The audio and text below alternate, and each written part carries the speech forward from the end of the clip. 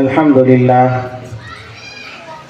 لله رب العالمين والصلاة والسلام على سيد الأنبياء والمرسلين وعلى آله وصحبه أجمعين أما بعد.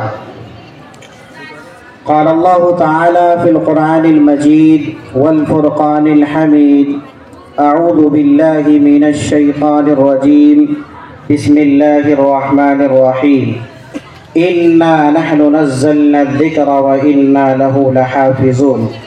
وقال تعالى: فأتوا بسورة من مثله.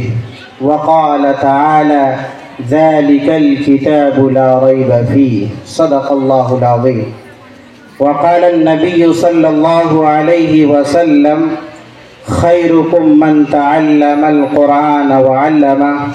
وقال النبي صلى الله عليه وسلم: اقرأ وارتقي ورتل كما كنت ترتل في الدنيا فإن منزلك عند آخر آية تقرأها، أو كما قال عليه الصلاة والسلام. حاضرین گرامی قدر اور اسٹیج پر تشریف فرما علماء کرام اور مہمانان اعظام، آج کی یہ محفل قرآن کے اعزاز میں ہے، قرآن کی اہمیت اور اس کی فضیلت میں منعقد کی گئی ہے۔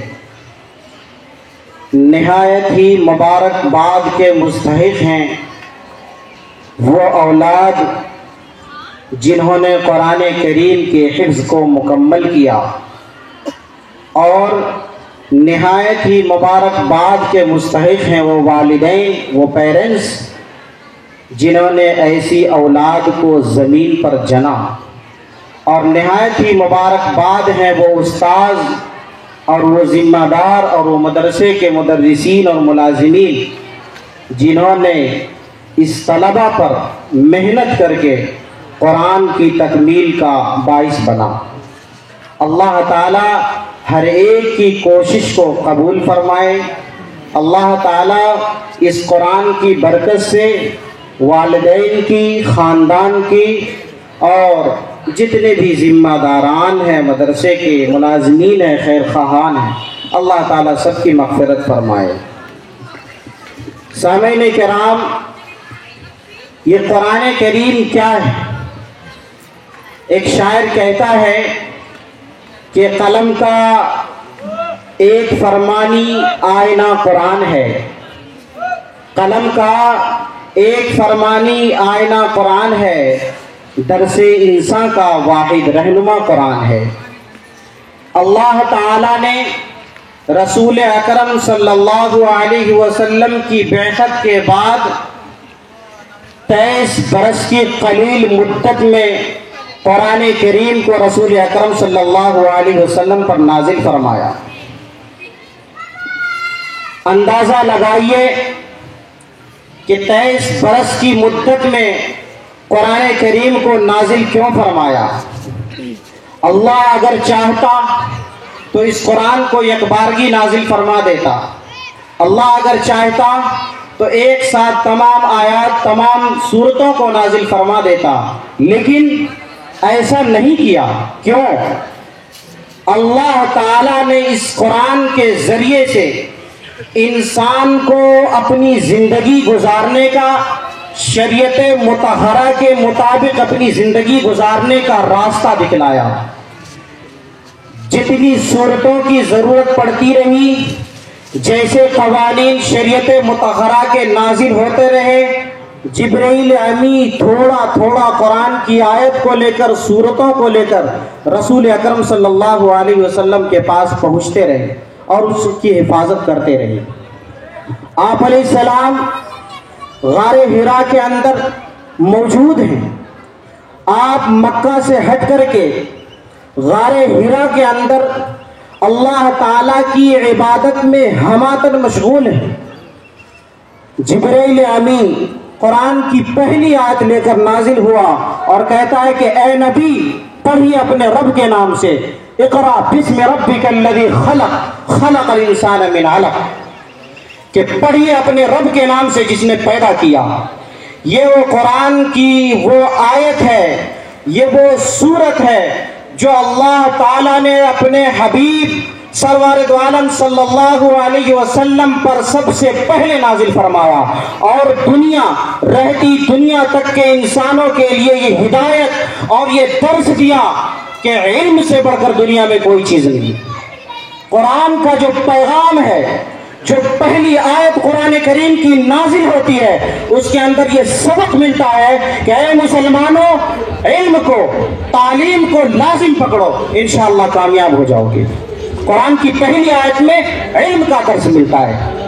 آگے بڑھیے، قرآن نازل ہوا، تھوڑا تھوڑا کر کے قرآن نازل ہوتا رہا۔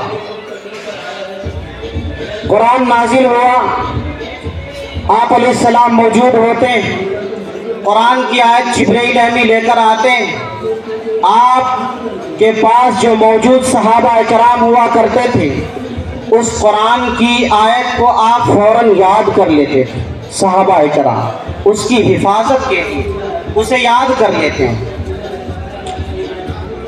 جب یہ قرآن مکمل طور پر نازل ہوا، آپ علیہ السلام کا وصال ہوا، تو بہت سارے مخالفین نے سر اٹھایا اور کہا، سب سے پہلے جو حضرت ابوبکر صدیق رضی اللہ تعالیٰ عنہ کے دور میں اعتراض ہوا کہ ابوبکر صدیق رضی اللہ تعالیٰ عنہ نے نعوذ باللہ قرآن کے اندر تحریف کی، اس لیے کہ رسول اکرم صلی اللہ علیہ وسلم کے زمانے میں قرآن کریم مصحف کی شکل میں، کتابوں کی شکل میں مرتب نہیں ہوا تھا۔ مستشرقین سر اٹھاتا ہے اور کہتا ہے کہ ابو بکر نے قرآن کے ساتھ خیانت کی، نعوذ باللہ۔ حضرت عثمان غنی کا دور آتا ہے، آپ نے حکم دیا کہ قرآن کریم کے نسخوں کو جمع کیا جائے اور اسے کتابی شکل میں مرتب کیا جائے۔ مستشرقین اس پر بھی اعتراض کرتا ہے۔ میں یہ آج جواب دینا چاہتا ہوں ان لوگوں کو جو قرآن کریم پر اعتراضات کرتے ہیں، اللہ تعالیٰ نے کسی بھی اپنے صحیفے کے لیے، آسمانی کتابوں کے لیے وعدہ نہیں کیا حفاظت کا۔ اللہ تعالیٰ نے قرآن کریم میں ارشاد فرمایا، اِنَّا نَحْنُ نَزَّلْنَا الذِّكْرَ وَإِنَّا لَهُ لَحَافِظُونَ، کہ ہم ہی اس قرآن کو نازل فرما رہے ہیں اور اس کی حفاظت کی ذمہ داری ہماری ہے۔ میں یہ بات دعوے سے کہہ سکتا ہوں، جو لوگ سر اٹھاتے ہیں اور قرآن کریم کے خلاف آواز بلند کرتے ہیں کہ قرآن کریم کے ساتھ صدیق اکبر نے تحریف کیا ہے، میں یہ آپ کو بتلانا چاہتا ہوں کہ رسول اکرم صلی اللہ علیہ وسلم کے دور میں قرآن کریم کے محفوظ کرنے کے دو طریقے تھے۔ پہلا طریقہ کہ جانوروں کی کھال پر قرآنی آیات کو صحابہ کرام رسول اکرم صلی اللہ علیہ وسلم کے زمانے میں لکھ کر محفوظ کر لیا کرتے تھے۔ دوسرا طریقہ تھا کہ اسے ہو بہو رسول اکرم صلی اللہ علیہ وسلم کے سامنے یاد کر لیا جاتا تھا۔ دو شکلیں تھی، کبھی جانوروں کی کھال پر، کبھی جانوروں کی ہڈی پر اس قرآنی آیات کو لکھ کر کے حفاظت کی جاتی تھی۔ دوسرا بڑا طریقہ جو سب سے بہتر طریقہ تھا کہ رسول اکرم صلی اللہ علیہ وسلم کے پاس جو صحابہ موجود ہوتے تھے، اپنے سینوں میں اس قرآنی آیات کو محفوظ کر لیا کرتے تھے۔ میں آج یہ بات کہنا چاہتا ہوں، جو کہتے ہیں کہ ابو بکر نے قرآن کے ساتھ تحریف کی، ایسا بالکل نہیں ہے۔ کسی صحیفے کے لیے اللہ تعالیٰ نے وعدہ نہیں کیا، لیکن قرآن ایسی کتاب ہے جس کے بارے میں اللہ تعالیٰ نے فرمایا، ذالک الکتاب لا ریب فیہ، تمہیں کوئی گنجائش نہیں۔ رسول اکرم صلی اللہ علیہ وسلم نے کیا فرمایا اس کی فضیلت کو بیان کرتے ہوئے، خیرکم من تعلم القرآن وعلمہ، کہ تم میں سب سے بہتر وہ شخص ہے جس نے قرآن کو سیکھا اور سکھلایا۔ میں آپ کو متوجہ کرنا چاہتا ہوں کہ کون کون لوگ اس قرآن کے سیکھنے میں معاون ہوتا اور اس حدیث کا مصداق ہوگا۔ اللہ کے رسول نے فرمایا کہ تم میں سب سے بہتر وہ شخص ہے جو قرآن کو سیکھے اور سکھائے۔ صفحے اول میں استاذ اور شاگرد، جس نے حفظ کرایا اور جس نے حفظ کیا، وہ اس حدیث کا سب سے پہلے مصداق ہوتا ہے۔ لیکن میں آگے بڑھ کر کے کہنا کہ یہ مدرسے، یہ جہاں قرآن کریم کی تعلیم ہوتی ہے، یہ مکاتب اور یہ مساجد جہاں قرآن کریم کے ایک ایک الفاظ کو رٹایا اور سمجھایا جاتا ہے، اس کے اندر جتنے بھی معاونین ہو، چاہے وہ جس شکل میں ہو، کوئی اگر 1 روپے اس بچے کو دے رہا ہے، مدد کر رہا ہے حفظ کرنے کے لیے، کوئی اگر مدرسے کے اندر آ کر کے تعاون کر رہا ہے، کوئی اگر مدرسے کی ایک اینٹ کو جوڑ رہا ہے، وہ تمام کے تمام افراد اس حدیث کا مصداق ہے کہ خیرکم من تعلم القرآن وعلمہ، کہ تم میں سب سے بہتر وہ شخص ہے جس نے قرآن کو سیکھا اور سکھلایا۔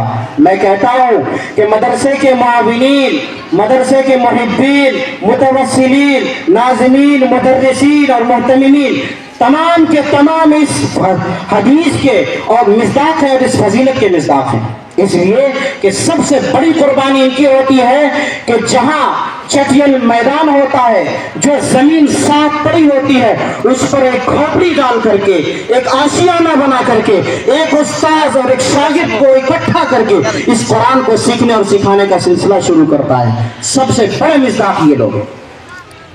اس لیے اس حدیث کا مصداق اور اس فضیلت کا مصداق وہ تمام لوگ ہیں جنہوں نے تھوڑا بھی قرآن کے سیکھنے اور سکھانے میں مدد کیا۔ اللہ تعالی ہم سب کو توفیق مرحمت فرمائے اور قرآنی تعلیم کو زندہ رکھنے کے لیے معاون بنائے۔